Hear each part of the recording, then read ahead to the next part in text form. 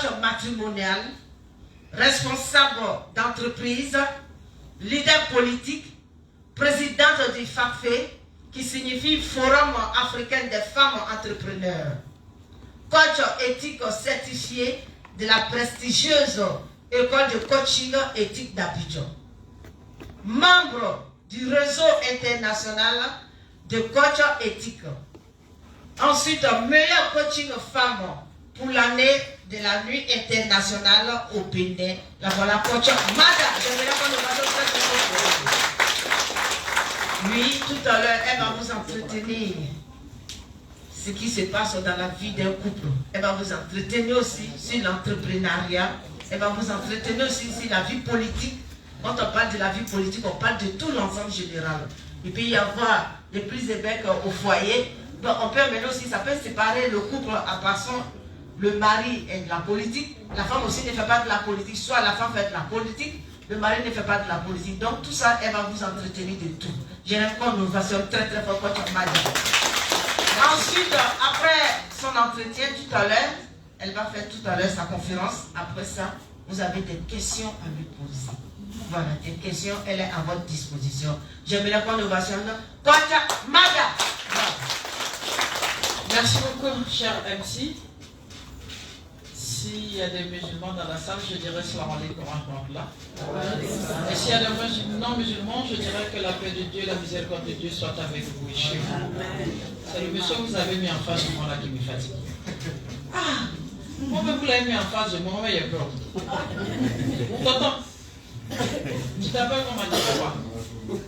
Je m'appelle Samadé Abdoulaye. Tu fais quoi? Je suis PDG de l'entreprise Sam Sécurité. Ah, d'accord. Ah oui, je vois. C'est ça. C'est ça, mais ça dit, toi, si je t'envoie vers nos enfants là, tu peux gérer sa vie. Moi, il n'y a pas de problème. Je suis rassuré. C'est à vous détendre un peu l'atmosphère. Je vois ici, chère maman, chère soeur, chère fille, chers frères. J'ai l'impression qu'il y a plus de garçons que de femmes. Ou bien, je me trompe? C'est ça, non? Apparemment, on est mélangé, mais c'est ça, mais d'accord. Et là, ça me fait plaisir parce que comme tout ce qui concerne enfants, c'est d'abord famille. Et quand on parle de famille, c'est monsieur, madame. Moi, c'est ça, c'est ce que ma religion me dit. Quand on parle de famille, c'est monsieur, madame. Vous êtes d'accord, non? Oui. Voilà. Et c'est monsieur, madame qui feront des enfants, qui feront la famille. D'accord? Et la Tabaski pour tous, si vous savez très bien, comme le dit notre guide religieux, avant de commencer, je dirais merci à notre frère Laji Dumassi, qui est rentré en contact avec moi par rapport au travail qu'il fait. Il fait un excellent travail. Ce n'est pas donné à tout le monde, mais il faut que tu comprennes, cher frère, que tu es en mission. Lorsqu'on est en mission spirituelle, on n'attend personne. On fait sa part et Dieu verra. La sœur aussi, l'honorable, quand elle m'a trouvé à mon cabinet, quand elle a parlé, j'ai vu cette passion. Tout le monde comprend français, parce qu'on dirait que je parle tout le français. Mais c'est tout le monde comprend français. Ce que je dis là, vous comprenez, non? Oui. Donc je vais parler français moyen. Là, c'est bon, nous tous on comprend. Parce que moi, je ne suis pas le nom à l'école. Voilà, c'est mon malin, il fait, et puis il parle gros français. Je ne suis pas le nom à l'école. D'accord? Mais est-ce que ce que je dis, tout le monde comprend? Oui. Qui comprend? Qui comprend? Levez bien la main. Donc, on continue comme ça dans ce français. Maman, c'est bon? Oui, c'est bon. D'accord. Quand ma soeur est venue me voir, quand j'ai vu cette passion qu'elle avait d'accompagner cette jeunesse d'Abobo, j'ai compris que ce n'était pas forcément la jeunesse d'Abobo, mais c'est le fait d'abord qu'elle était mère. Elle en a pris conscience. Et au-delà d'être cette maman, elle est d'une commune, donc elle est une patriote d'Abobo. Parce que quand tu t'aimes, quand tu aimes ton environnement, quand tu choisis ton environnement, quand tu aimes les personnes de ton environnement, tu ne peux que te battre pour le bien-être de ces personnes. En tout cas, merci beaucoup, cher honorable. Et moi, ça me fait plaisir d'être là. Moi, je suis enfant d'Anyama, donc on est dans le même ghetto, on est ensemble. D'accord? Voilà. Moi, je suis né à Anyama, j'ai grandi à Anyama, et j'ai notre patronne qui est là, Madame la SIG. J'ai eu l'honneur d'être avec elle tout à l'heure, dans la belle salle d'attente de notre excellente mère Claudia Camara. Je l'ai connue plus à son ministère. Voilà, je l'ai connue plus à son ministère, mais je sais que c'est une femme pleine. Et quand on parle d'une femme pleine, c'est pas celle qui sait porter les grands bijoux, les grands boubous, les sacs à main. Non. C'est cette femme qui sait utiliser son mindset pour avancer. C'est ça qui est le plus important. Et nous tous ici, nous pouvons être des femmes pleines. Il suffit de savoir qui on est et ce qu'on veut. C'est très important. Vous savez, il y a une injure en Doula, les gens ont dit qui tire, non? Est-ce que vous savez que normalement, quand on te dit ça, c'est la guerre mondiale qui commence? Quand on te dit tire, mais effectivement, c'est une réalité. Chez nous, en coaching, quand tu ne te découvres pas, quand tu ne te connais pas, tu ne peux pas connaître ta valeur, tu ne peux pas connaître ta capacité. C'est quand tu connais ta valeur que tu sais qui choisir autour de toi. Mais le fait d'ignorer qui tu es, tu ne sais pas d'abord qui choisir comme partenaire, mari ou femme, tu n'arrives pas à choisir quels sont tes amis, tu n'arrives pas à choisir quel environnement qu'il te faut. Et du coup, quand tu vas imposer ça à ton enfant, ça aura un effet négatif sur l'évolution de l'enfant. Voici le gros problème de la vie. Notre vie se résume à ça. Vous allez, c'est-à-dire, dès le moment où on sait déjà qui on est, vous rendez compte que tout marche. D'accord? On est là aujourd'hui pour parler de Tabaski pour tous. Vous savez ce que c'est que la Tabaski. Pour les musulmans, quand on parle de notre père Ibrahim alayhi salam et son fils Ismaël alayhi salam, vous comprendrez que c'est le respect et la spiritualité qui a lié cet enfant à son père. Quand son père lui a dit, j'ai fait un songe.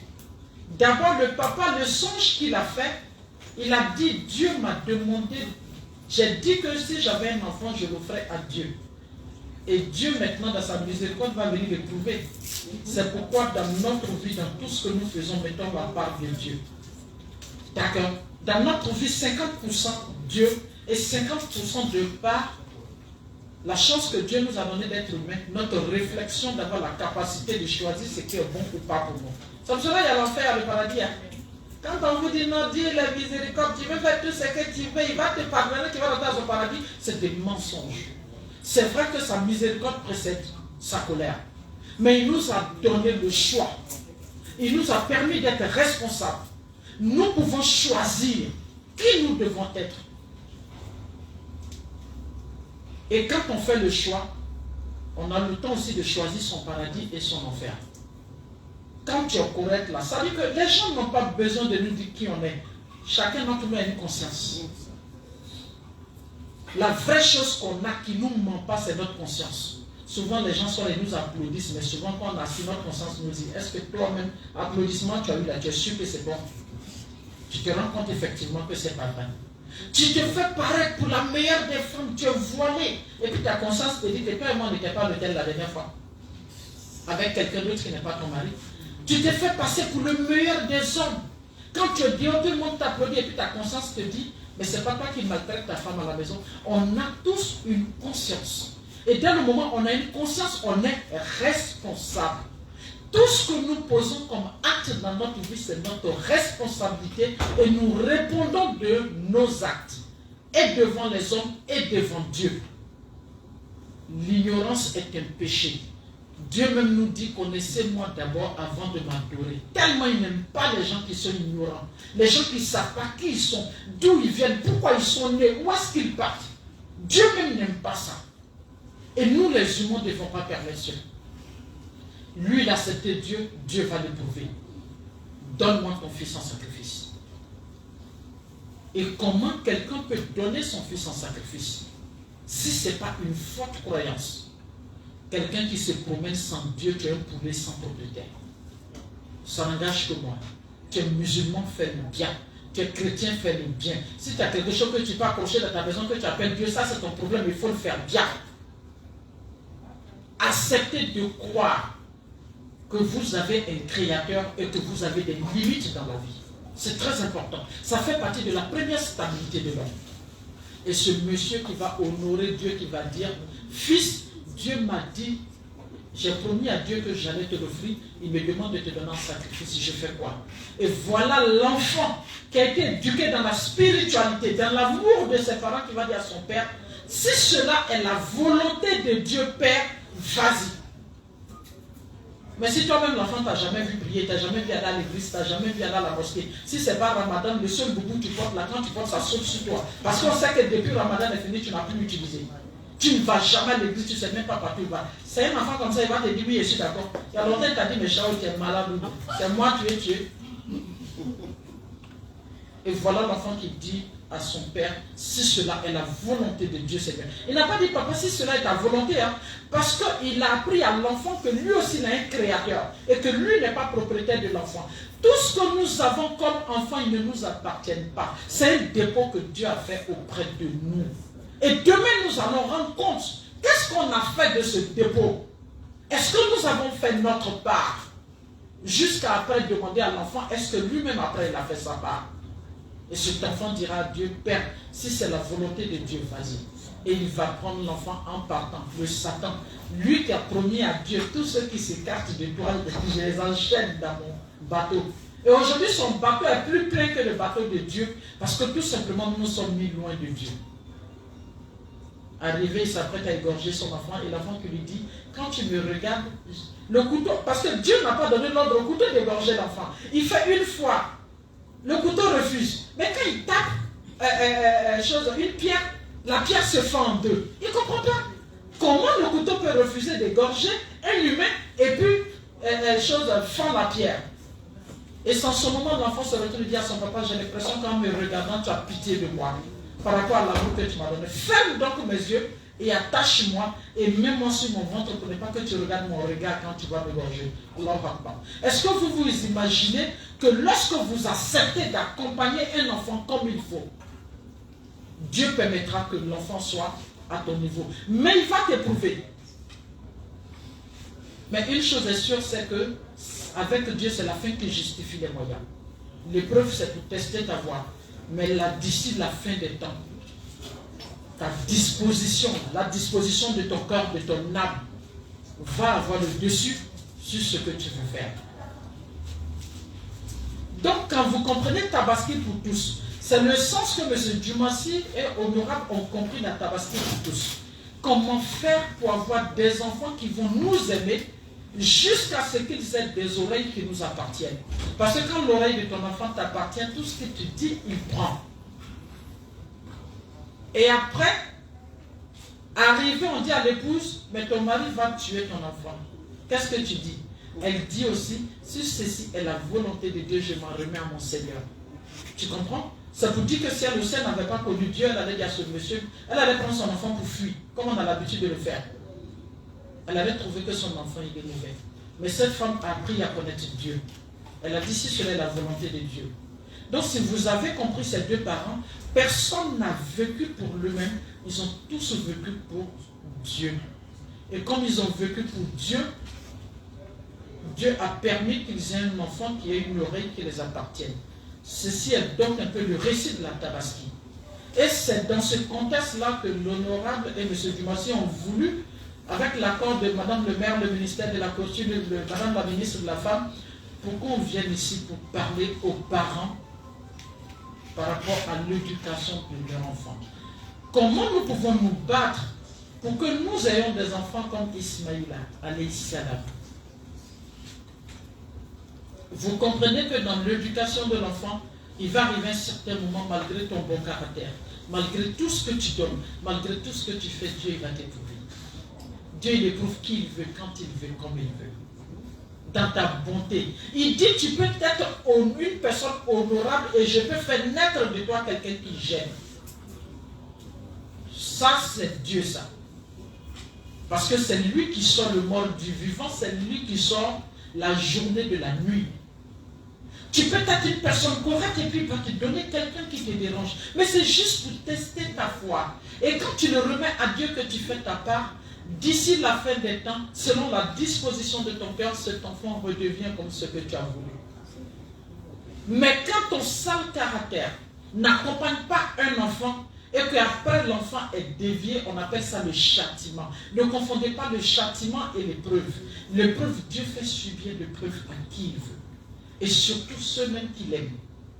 Si tu vois Dieu t'éprouve trop, c'est qu'il t'aime. Tu es né pour gagner, tu es né pour réussir. C'est ce que je vais dire à la jeunesse. Quand je vais arriver à la jeunesse, il faut que la jeunesse comprenne cela. Non, moi j'ai trop souffert. Ça suffit. Hein, c'est bon. Non, moi je vais aller du côté plus facile. Non, je vais faire ce que j'ai envie de faire. Non. Les grandes réussites commencent là où l'humiliation s'arrête. Si tu n'es pas tapé dans tes côtes, si tu n'as pas été humilié, si tu n'as pas pleuré, tu n'as pas dormi dans la rue, tu n'as pas dormi au marché, tu as manqué de maison, si tu as eu à manger n'importe comment, c'est difficile pour toi de réussir. Toutes les grandes personnes qui ont réussi, demandez à Candia Camara, son enfant s'est passé comment? Elle va vous dire une petite partie où elle a pris sa part. Dieu n'établisse que les personnes qu'il a bien formées.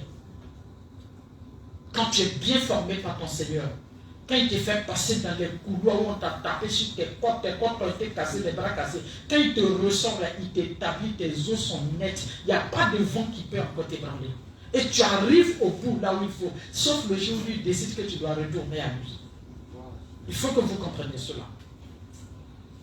Mais cela ne peut se faire que lorsque les parents commencent à être disciplinés dans leur vie. C'est pourquoi vous avez remarqué, avant qu'on se marie, les parents demandaient, celui qui veut marier ma fille, ou bien ma fille que mon fils va marier, elle vient de quelle famille? Est-ce que là-bas, c'est des gens qui ont la crainte de Dieu? Est-ce que c'est une famille honorable? Est-ce qu'il n'y a pas de grands malades? Est-ce que ce n'est pas une famille fainéante? Est-ce que c'est des travailleurs? Est-ce que c'est quand tout ça est réuni, vous avez remarqué avant qu'on donnait Kola, la Kola la reste en route jusqu'à ça sèche avant que les parents décident. Mais la facilité que nous avons aujourd'hui, les enfants ramassent quelqu'un dans la rue, on nous envoie dans la rue, nous-mêmes on fait fête dans la rue, on accompagne l'enfant dans la rue, après quand l'enfant nous retourne dans la rue, non. Moi, mais je ne comprends pas ce que j'ai fait à Dieu. Un mariage de mes enfants, là, ça ne marche pas. Ce n'est pas un mariage que tu as fait. Tu as fait une fête pour accompagner l'enfant dans son mariage, mais tu ne l'as pas préparé au mariage. C'est ça le gros problème. Et avant, on préparait nos mamans au mariage, où on lui rappelait son rôle, son devoir. Et à chaque fois, on lui disait, fais ce que tu as fait, tes droits viendront à toi. Et aujourd'hui, les femmes cherchent leurs droits avant leurs devoirs. J'arrive un peu, jusqu'à là où aujourd'hui les enfants y sont. Mais comment peut-on chercher son droit avant son devoir? C'est quand on va dans une entreprise, on cherche d'abord son droit. On cherche le contrat d'abord qui te lie. On te paye combien? Ton assurance combien? C'est quand tu finis de signer tout ça, tu vas travailler. Parce que tu ne le fais pas pour Dieu. Tu le fais pour des humains. Tu es dans un deal. Donc je gagne quoi? Tu me dis d'abord ce que je gagne. Si c'est bon, on avance. Si c'est pas bon, on laisse tomber. Vous êtes d'accord avec moi? Ça, c'est entre nous humains. On a un deal. Toi, tu ne peux pas m'empêcher d'aller au paradis. Tu ne peux pas m'empêcher d'aller en enfer. Donc on a un deal. Mais quand on parle de mariage, on parle de Dieu. Donc on passe d'abord par le devoir avant que tes droits viennent à toi. Mais aujourd'hui, on se marie n'importe comment. Et quand tu te maries n'importe comment, tu feras les enfants n'importe comment.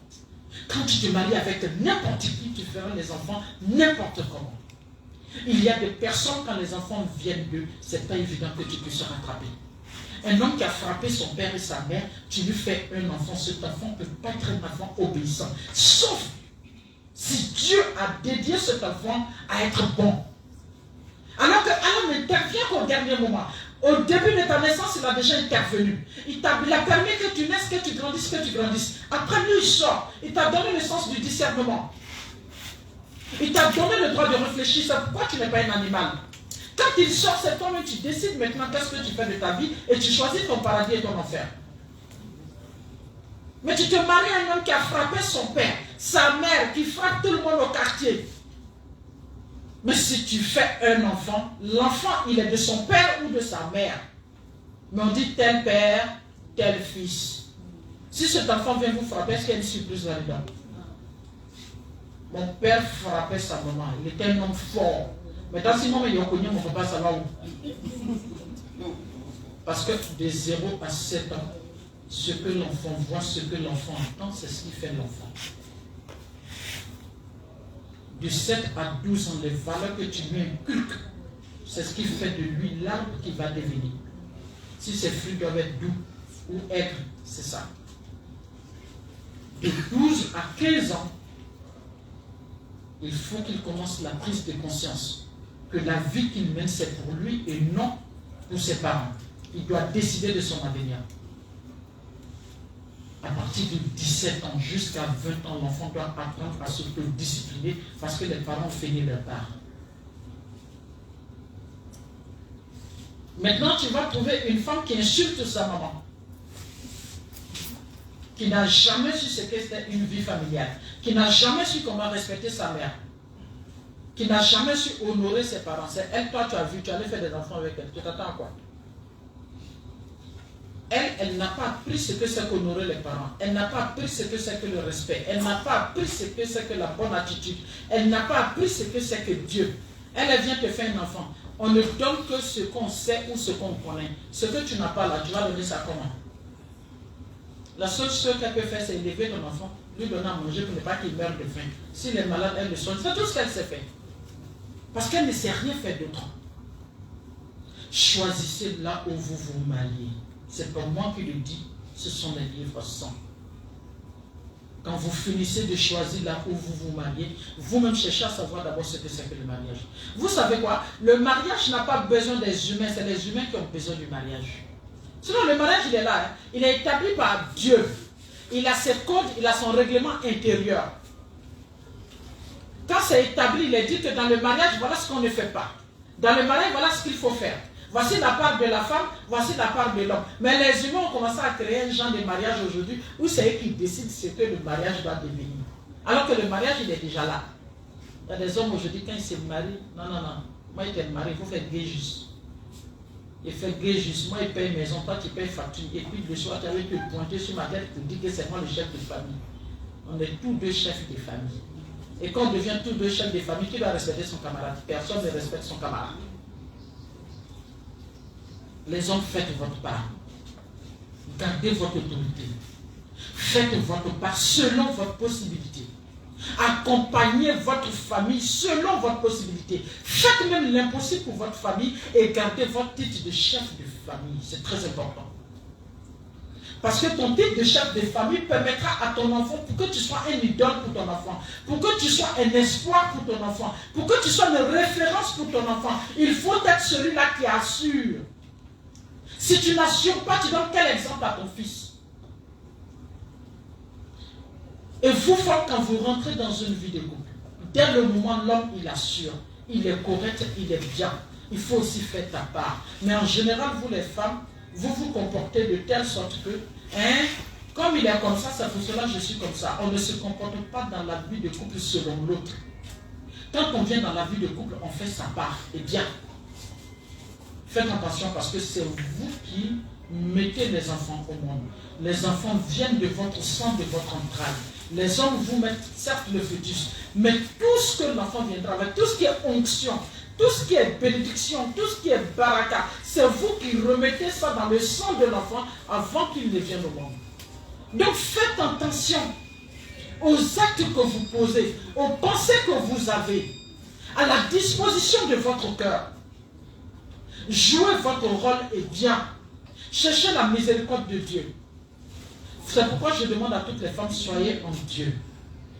Ayez Dieu dans votre vie. Si vous n'avez pas Dieu dans votre vie, vous ne serez pas une femme équilibrée. Parce que quand tu as Dieu dans ta vie, rien ne te surprend, rien ne te fait mal. Parce qu'avec Allah subhanahu wa ta'ala, tout peut arriver à tout moment. Quand tu crois en Dieu, tu n'as pas peur de l'incertitude. Quand ça te tombe dessus, tu dis Alhamdulillah Rabbil Alamin. Quand c'est grave, les musulmans diront Inna lillahi wa inna ilayhi rajiun. Les chrétiens diront nous t'appartenons Seigneur et nous savons que nous reviendrons vers toi. Donc j'accepte ta volonté et que ta volonté soit faite. Dès le moment où tu dis ça, le problème qui est là, il se rend compte même qu'il est petit en face de toi. Parce que ton cerveau a accepté Dieu, tu n'as pas peur de lui. Et dès le moment où le problème est petit, ça ne te gêne plus. Ça ne t'affole plus, ça ne te met plus dans le scandale, ça ne te met plus dans la malédiction, ça ne te met pas dans la méchanceté. Tu trouves la bonne formule pour résoudre cela. Ce qui peut empêcher les crises dans la vie de couple. Humain est égal à erreur. On ne peut pas se mettre avec un homme qui n'y a pas d'histoire. Mais quand tu es en Dieu, tu amortis vite facilement. Quand l'homme est en Dieu, il y a des choses qu'il ne fera pas, pas parce que toi tu es belle, pas parce que tu es grande, mais il va s'arrêter parce qu'il a la crainte de Dieu. Les hommes ne sont pas fidèles parce que les femmes sont belles. Ils n'en ont rien à faire. Les hommes ne font rien pour vous. Ils font tout pour eux-mêmes. Tant que le cœur de l'homme est quelque part, il part là-bas. Donc quand le cœur de l'homme est en Dieu, il s'arrête tout de suite. S'il ne commet pas l'adultère, c'est pas pourquoi. C'est parce qu'il a la crainte de Dieu. S'il prend soin de toi, c'est parce qu'il a la crainte de Dieu. S'il prend pitié de toi, c'est parce qu'il a la crainte de Dieu. C'est très important. Et quand vous sortez de là, quand vous mettez les enfants au monde, les enfants ne seront que ce que vous leur présentez. Si j'ai un papa costaud comme lui, et qui tabasse maman tous les matins, chaque jour maman se lève son œil enflé, et quand je sors, je vois mon fils, quand mon fils me regarde, tu dis, pourquoi tu me regardes? C'est comme ça un homme doit être.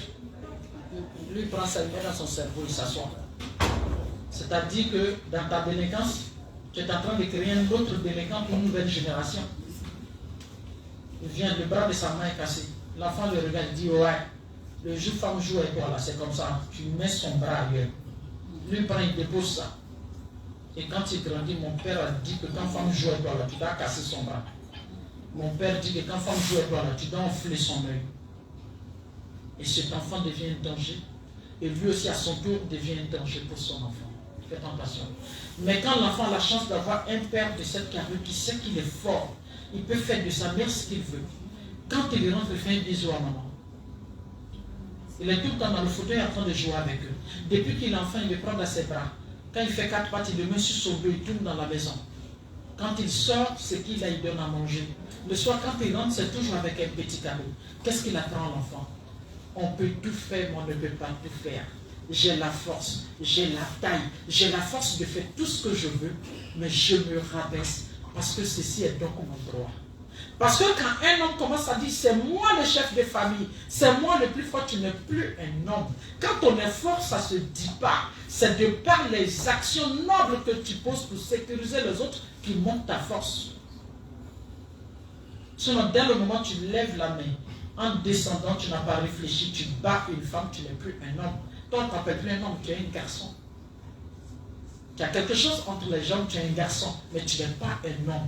Un homme, c'est fait pour réfléchir. Un homme, c'est fait pour s'arrêter. Un homme, c'est fait pour respecter. Un homme, c'est l'autorité. Un homme, c'est le pouvoir. Un homme, c'est la force. Et quand on a tout ça, on n'a plus rien à prouver.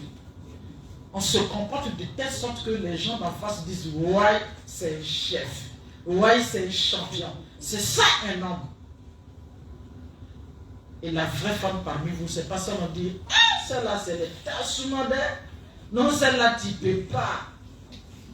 Celle-là, on ne joue pas avec elle. Celle-là, elle boxe son mari. Ah non, celle-là, elle tape tout le monde au quartier. Et tu es là, tu penses que tu es femme. » Non. La femme, c'est celle qui est aimante. C'est celle qui sait utiliser sa langue pour faire plaisir. C'est celle qui utilise sa langue pour dire des choses vraies. C'est celle qui utilise son regard pour accompagner les autres. C'est celle qui utilise son comportement pour permettre aux autres d'être en elle. C'est celle qui permet de telle sorte qu'on ne peut pas la refouler. Quand on la regarde, on a envie d'être avec elle. Quand elle s'assoit, on a envie d'être auprès d'elle. Quand elle parle, on a envie de l'écouter. Quand elle s'habille, on est fier d'elle. C'est ça une femme.